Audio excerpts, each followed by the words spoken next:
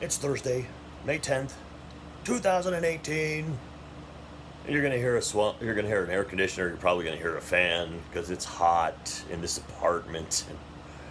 Or like I said, I'm a big fat guy that doesn't like the heat very much, so those noises are gonna be the droning ones you hear in the background. Not just my droning voice, but some other droning noises as well. Hopefully you will be able to hear me easily over them, but just know that the droning noises you hear are those pieces of equipment. Now, Thursday is usually this day I do nostalgia tripping. Well, nobody watches that show, and it's kind of run out of ideas for it right now. I'm not saying it's going away forever, but it's on hiatus. We'll just say that. We're going to start a new show, the Colorado Sports Report. That's right. I am from Colorado. I live in Colorado, and I am a homer. I root for all of the Colorado sports teams. So, with that, we'll start the show by talking about the NBA playoffs, which does not feature the Denver Nuggets at all. But I wanted to kind of fit this in there. So the Colorado Sports Report is going to have a little bit of the NBA playoffs in there just real quick. How am I doing on the picks? Well, I got 3 out of the 4 right. I said Philadelphia would beat the Celtics, and I said they'd beat them easily because they didn't have Kyrie Irving or Hayward. I was wrong. I was dead wrong, which tells me maybe Philadelphia's got a long way to go. Because if Philadelphia loses to the Boston Celtics without Kyrie Irving and without Gordon Hayward, what's going to happen when those two players come back? Which leads me to believe a little bit of, are the Celtics just playing better basketball without Kyrie Irving? I mean, is that really possible? Jaylen Brown and, Tatum and some of these guys, do they just play better basketball without him? Maybe, but maybe Kyrie would make them even better right now. But of course, with them going up against the Cavaliers, who I did pick to beat the Raptors, I'm still picking the Cavs. Still picking the Cavs. In fact, I'll pick the Cavs in 5. I'll say Boston gets 1. But my gut's still telling me the Cavs are going to win this whole thing. So I'm going to stick with it. Next was the Golden State Warriors versus the Houston Rockets. Once again, I said both of those teams would win. I got them right. I've been saying the whole time Golden State's going to beat Houston to go into the finals. That's basically, it's going to be Golden State versus Cleveland. Maybe not. My gut is starting to turn a little bit, and it's starting to say, that Rockets team is playing pretty good.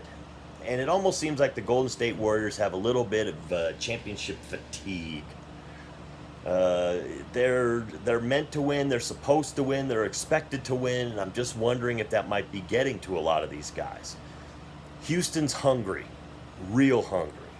Harden's very hungry, Chris Paul super hungry. And it just this might be Houston's chance to get past them and get D'Antoni into the finals. Like I said, I don't have anything against D'Antoni. I just know his system usually doesn't get to the finals. His system has always failed somewhere in the playoffs.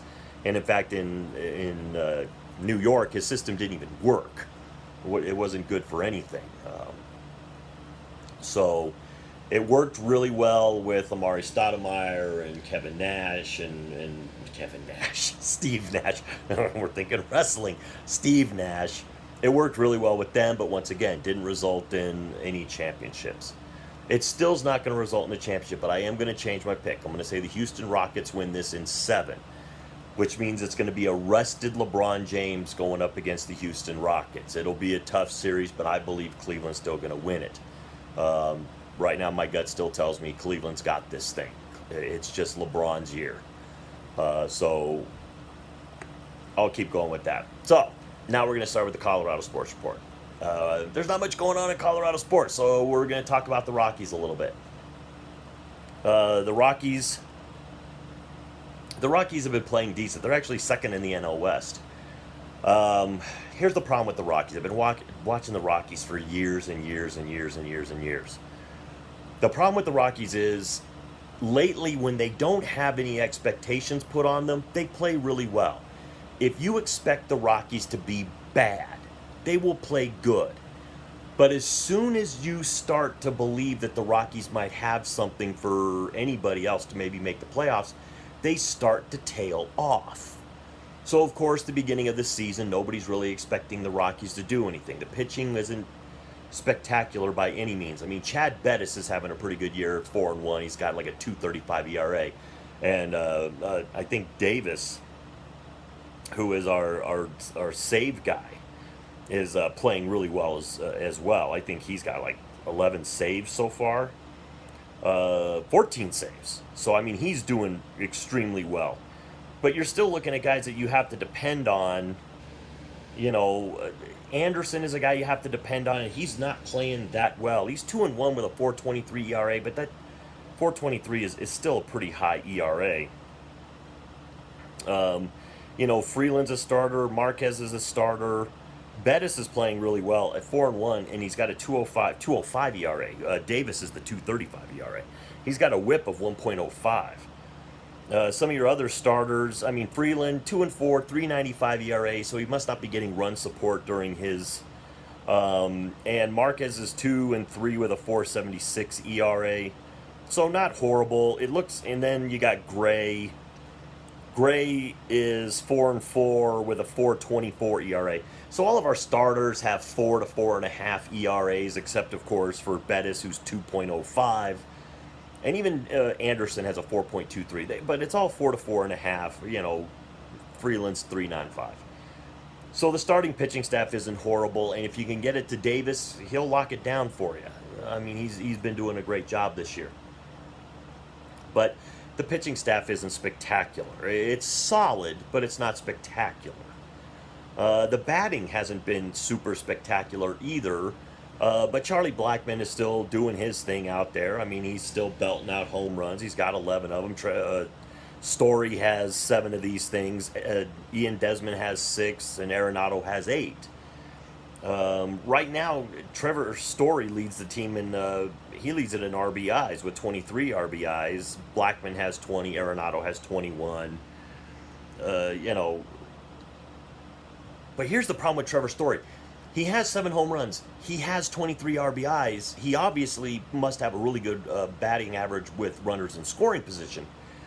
But he's only batting .220. It's like, but he's a good shortstop, which is nice because you have Arenado and Story on that side of the field that really lock it down over there. Your shortstop and your third baseman are really good. It's just tough because Arenado is really good. Blackmon is, I remember when Blackmon first came up, I didn't think anything of this guy. I just thought he was some other, you know, I thought he was going to be a defensive center fielder. I didn't really think much of him. I didn't think he'd hit for average, but he's been really good. He's hitting with more power than I ever thought he would. So Blackmon has been just a really nice surprise for the Rockies because I never really thought he'd be much more than, you know, maybe a mid-tier player that, you know, maybe gets you 10, 15 home runs a year, bats, 290 to 310, somewhere in there, drives in 50 or 60. I never thought this guy would be the kind of hitter that he's turned into, and he's a pretty good fielder on top of it. So it's been nice to see, and I think Charlie Blackmon has a little bit of speed. I mean, don't quote me on that. I mean, I think he's got 3 stolen bases. He's been caught once, but Trevor Story stole 7. So, I mean, there are some real good players on this team. Ian Desmond is good. Carlos Gonzalez is good. So there are some very good players on this team. Dahl is pretty good. But, you know, LeMahieu plays a good second base. And his batting average, he is one of those guys that he's improved. Because LeMahieu used to bat in the low 200s, and he doesn't really hit for power. But he's really come into his own. He's become a decent player.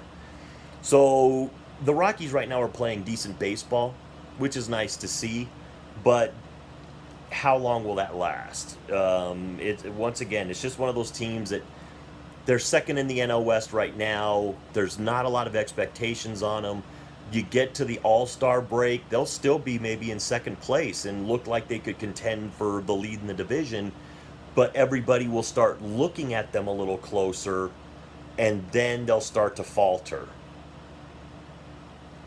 I'm hoping that doesn't happen this year, but right now that's what the Rockies look like. So we're gonna do a little player spotlight. We're going boop, little player spotlight, and we're gonna put it on Nolan Arenado because he's my favorite Rocky right now. I like Nolan Arenado. We drafted him in the second round in 2009. He came up in 2013. He's 27 years old, so this guy's getting into the prime of his career. He is a machine out there on the defensive side of it, but he hits for average. He hits for power. He drives in runs. He's phenomenal in the field. He's won 5 straight Gold Gloves. 5 straight. He's been in the league since 2013, and he's 13, 14, 15, 16, 17. 5 straight. 5 times. Well, I'm not going to do it 5 times. But you see what I'm saying. Nolan Arenado is a beast.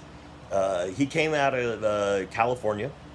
He's been a Rocky the whole time, which has been beautiful. I'm just hoping we don't end up losing this guy somewhere down the road because we won't pay him what he's worth, and somebody else will. So we've seen that on plenty of occasions. If you're a Colorado Rocky fan, you've seen us lose good young players because we won't pay them. I've never been a huge fan of the Mumfords and the people that own this team. They're more, they're businessmen, so they're trying to turn a profit. I get it, but I want to see the Rockies win, and unfortunately the teams that are built that we have currently don't always do that. They look good until you expect them to win, and then they start losing.